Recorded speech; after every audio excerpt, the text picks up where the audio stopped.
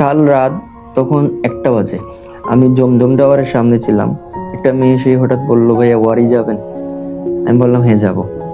পথে জানতে পারলাম সে তার বয়ফ্রেন্ডের বার্থডে সেলিব্রেট করতে যাচ্ছে, কিন্তু মগবাজারে পৌঁছে কল দিয়ে জানতে পারলো তার বয়ফ্রেন্ড নাকি বাসাতেই নেই।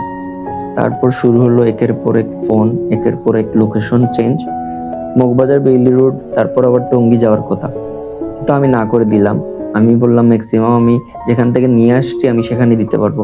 ফাইনাল তাকে আবদুল্লাহপুর পৌঁছে দেওয়ার কথা বললাম।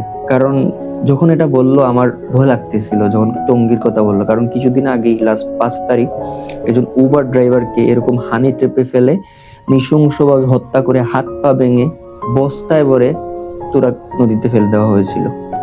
সো কি বলবো, সত্যি বলতে আমার তখন খুব ভয় লাগছিল। কারণ একজন রাইডার হিসাবে আমি জানি রাতের ঢাকা সবসময় নিরাপদ না। তাই তাই আমি সিদ্ধান্ত নিলাম অপরিচিত আর ঝুঁকিপূর্ণ লোকেশনে যাব না। ভাই, সব মেয়ে খারাপ না, কিন্তু সব পরিস্থিতিও নিরাপদ না।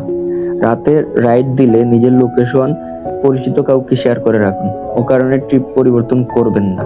আর সবচেয়ে বড় কথা, নিজের লোভ আর কামনা বাসনাকে একটু কন্ট্রোল করবেন ভাই। কারণ রাতে যেসব মেয়েরা আমাদের রাইডে ওঠে তারা কিন্তু আসলে খুবই ডেঞ্জারাস, আমাদের থেকে বেশি ডেঞ্জারাস। সো এদের সৌন্দর্য দেখে, এদের কথাবার্তার প্রলোভনে পড়ে এরকম ট্রেপে পড়বেন না।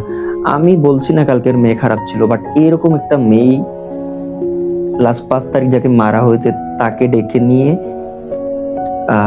সুযোগে কিংবা কৌশলে তাকে মেরে ফেলা হয়।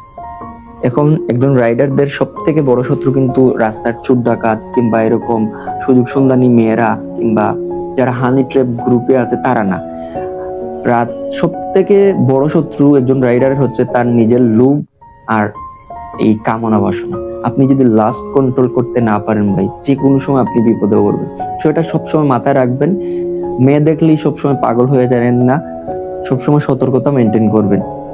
নাহলে একটা দিনের জন্য আপনার পুরোটা লাইফ হেল হয়ে যাবে। ভাই, সাবধান।